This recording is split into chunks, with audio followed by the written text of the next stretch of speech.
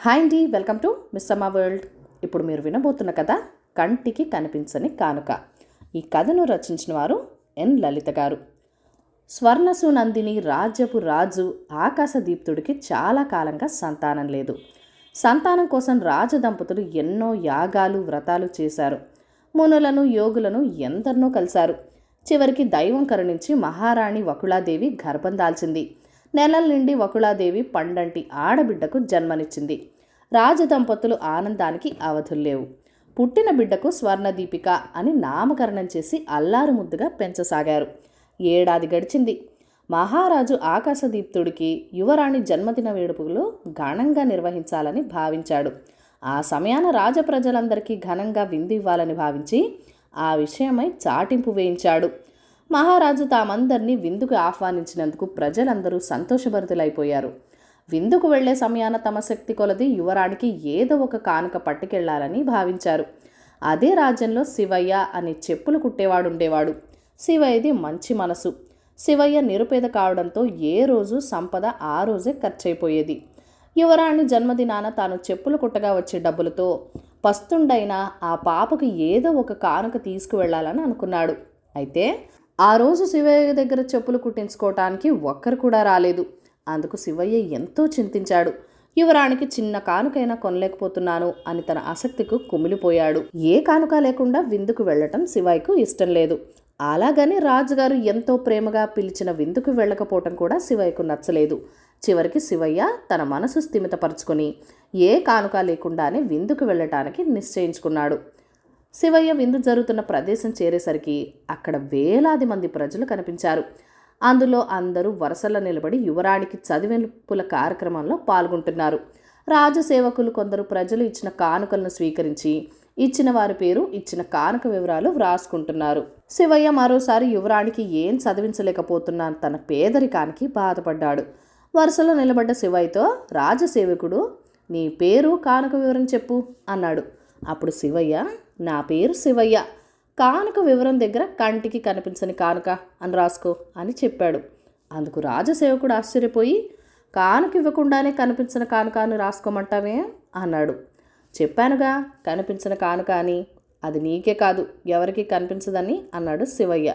ఆ సేవకుడు శివయ్య మతిమాలవాడిగా భావించి కానుక వివరం దగ్గర కంటికి కనిపించని కానుక అని రాసుకుని శివయ్యను లోనికి పంపాడు. శివయ్య విందు భోజనం చేసి తన గుడిసె చేరాడు. మర్నాడు మహారాణి వకుళాదేవి యువరాణి జన్మదినాన ప్రజలు ఏం కానుకలు చదివించారనని కుతూహలంగా జాబితాలు తెప్పించి తిరగేసింది.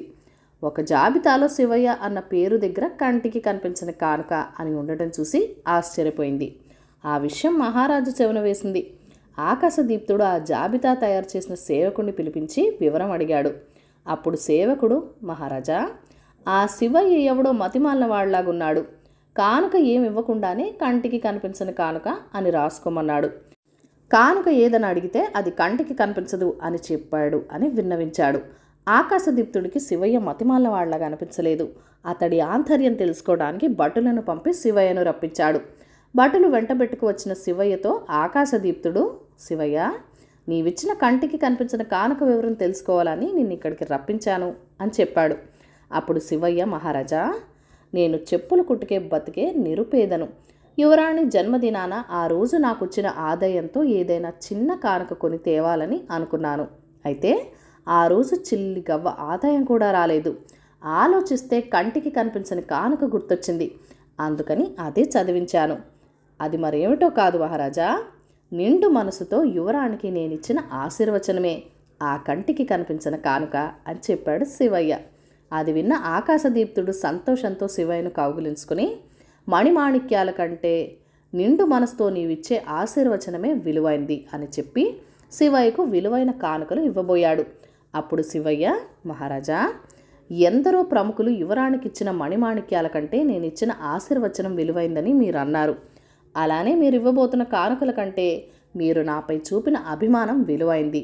అందుకే ఈ కానుకలు స్వీకరించలేను, నన్ను క్షమించండి అని మహారాజు దగ్గర సెలవు తీసుకొని నిష్క్రమించాడు. ఆ తర్వాత మహారాజు ఆకాశదీప్తుడు నిరుపేద శివయ్యకు ఆర్థికంగా నిలదొక్కుకోవటానికి ఉపాధి చూపించి తన అభిమానం చాటుకున్నాడు. నిజమైన సంతోషం.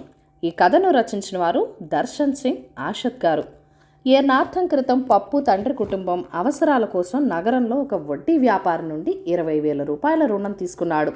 ఆ వడ్డీ వ్యాపారి కలప వ్యాపారం చేస్తూ ప్రజలకు రుణ రూపంలో డబ్బులు ఇచ్చేవాడు.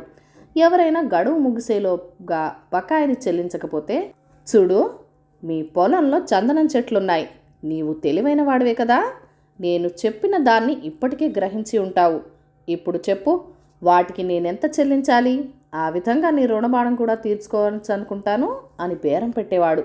పప్పు తండ్రి తీసుకున్న రుణం కూడా ఇలాగే కొండెక్కసాగింది.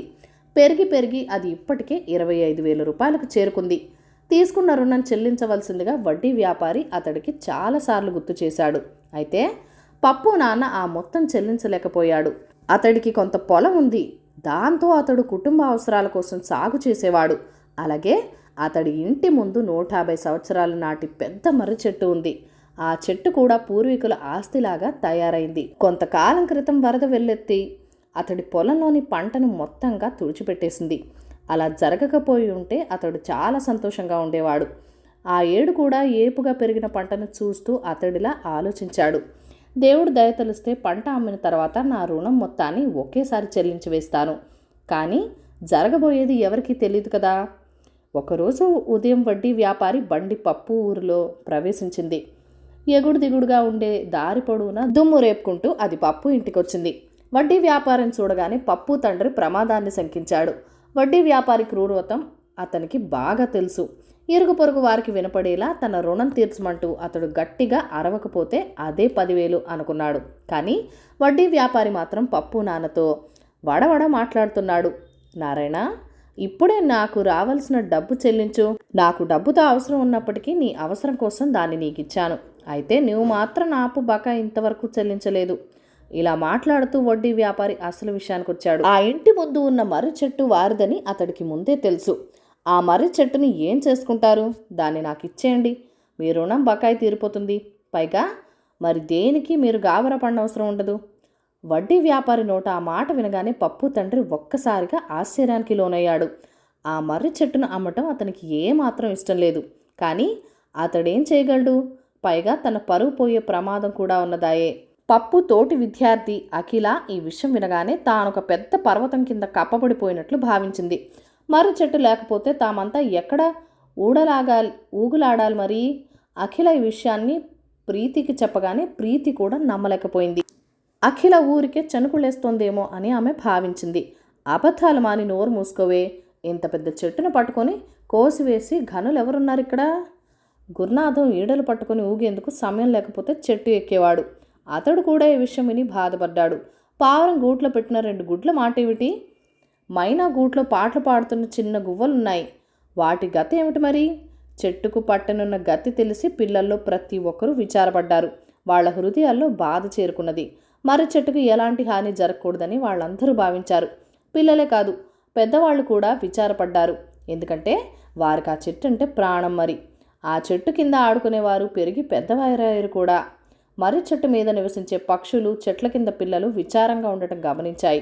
ఏదో కీడు జరగనుంది, ఏదో ఆపద ముంచుకొస్తున్నట్లుందని పక్షులు ఇప్పటికే అర్థం చేసుకున్నాయి కూడా.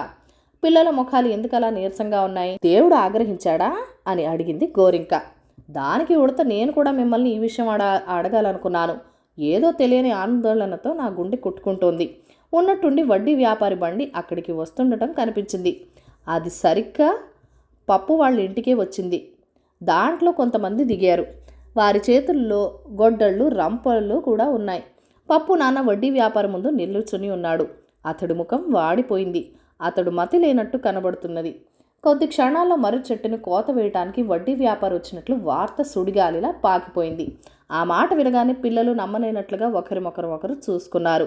పప్పుకి బిల్లు అనే స్నేహితుడున్నాడు. అతడు పప్పు కంటే 2 ఏళ్లు పెద్దవాడు. అతడు కాస్త చురుకైన వాడు కూడా. ఉన్నట్టుండి అతడు మనసులో ఒక ఆలోచన తట్టి స్నేహితులతో చెప్పాడు. అదన్నమాట విషయం పిల్లలందరికీ తెలిసిపోయింది. వడ్డీ వ్యాపారి ఆ మర్రి చెట్టుని కోయవలసిందిగా తన మనుషులకు ఆదేశించడానికి ముందే ఫళని, రవి, నరేంద్ర, వెంకి, తిరుమల్, బాల, లలిత, యమున, శివకుమార్, రాజా ఇంకా అనేక మంది పిల్లలు తమ హుండీలతో పాటు వచ్చి తాము దాచుకున్న బిల్లు పరిచిన బట్టపై పోశారు. కుర్చీలో కూర్చుని ఉన్న వడ్డీ వ్యాపారి జరుగుతున్న తతంగాన్ని మొత్తం చూస్తున్నారు. కొంతమంది హుండీలలో 5 రూపాయలే ఉండగా కొంతమంది హుండీల్లో 50 రూపాయల వరకు ఉన్నాయి. కొంతమంది దగ్గర 100 రూపాయల వరకు ఉండగా మరికొందరి దగ్గర అంతకు మించిన డబ్బు ఉన్నది. అతడు చూస్తుండగానే 3000 రూపాయల డబ్బు పోగైంది. పిల్లలు, ఇది చాలా తక్కువ డబ్బురా, ఇది నాకెందుకు పనికిరాదు అని చెప్పాడు వడ్డీ వ్యాపారి. మామయ్య, ఆ మర్రి చెట్టును మాత్రం కోతకు వేయకు, నీకు మాటిస్తున్నాము, మేము ప్రతీ నెల డబ్బులు వసూలు చేసి క్రమం తప్పకుండా నీకు ఇస్తాము అని బిల్లు చెప్తే తన వద్ద పోగుపడిన డబ్బును వడ్డీ వ్యాపారికి ఇచ్చాడు. పిల్లలందరూ చేతులు జోడించి అతని ముందు నుంచున్నారు. పిల్లల ముఖ భంగిమలను, వారి ముఖళహిత హస్తాలను చూసి వడ్డీ వ్యాపారి హృదయం ద్రవించింది. కాసేపు ఆలోచించి అతడు తన చేతిని పప్పు నాన్న భుజం వైపు వేసి, ఈ పిల్లల ముఖాల్లోని ప్రేమానురాగాలను చూస్తుంటే మర్రి చెట్టుని కోయాలనిపించడం లేదు. వారు తమ పరిసరాలను ఎంతగానో ప్రేమిస్తున్నారు. దేవుడు మిమ్మల్ని కరుణించుగాక, మీకు మంచి భవిష్యత్తు ఏర్పడుగాక, నా బాకీని నీవే తీర్చు. నీకు ఎంత అనిపిస్తే అంతే వడ్డీ ఇవ్వు, వడ్డీ ఇవ్వలేను అంటే కూడా పర్వాలేదు. పప్పు నాన్న కూడా వారితో పాటు చేతులు ముడుచుకునే ఉన్నాడు. తేనీరు తాగిన తర్వాత వడ్డీ వ్యాపారి బయలుదేరిపోవటానికి తన బండిలో కూర్చోగానే మర్రి చెట్టుపై నుండి పక్షులు కిలకిల రావాలతో అతడు విన్నాడు. ఉడతలు కిచకిచమంటూ ఒక కొమ్మ నుండి మరొక కొమ్మ మీదకి ఎగురుతూ సంతోషం పట్టలేకపోతున్నాయి. పక్షుల పాట పాడుతూ తనకు కృతజ్ఞతలు చెప్తున్నట్టు వడ్డీ వ్యాపారి తలిచాడు. తర్వాత పప్పు నాన్న పిల్లలతో మాట్లాడుతూ, పిల్లలు, మర్రి చెట్టుని నిజంగానే మీరే కాపాడారా, మీ రుణం ఎన్నటికీ తీర్చుకోలేను. పిల్లలంతా మర్రి చెట్టు కిందకి చేరి గంతులేసాగారు. మర్రి చెట్టు తలెత్తుకొని నిలబడి ప్రశాంతంగా చూస్తూ మందహాసం చేయసాగింది. కథ కంచికి మనమింటికి. ఈ కథను లైక్ చేయండి, షేర్ చేయండి. మన ఛానల్ని ఫస్ట్ టైం చూస్తున్నట్లయితే కనుక ప్లీజ్ సబ్స్క్రైబ్ చేసుకొని మీ సపోర్ట్ ఇవ్వండి. మీ అమూల్యమైన ఫీడ్బ్యాక్ అండ్ సజెషన్స్ నాతో కామెంట్ సెక్షన్లో కూడా షేర్ చేసేయండి. Thank you for watching. Bye bye.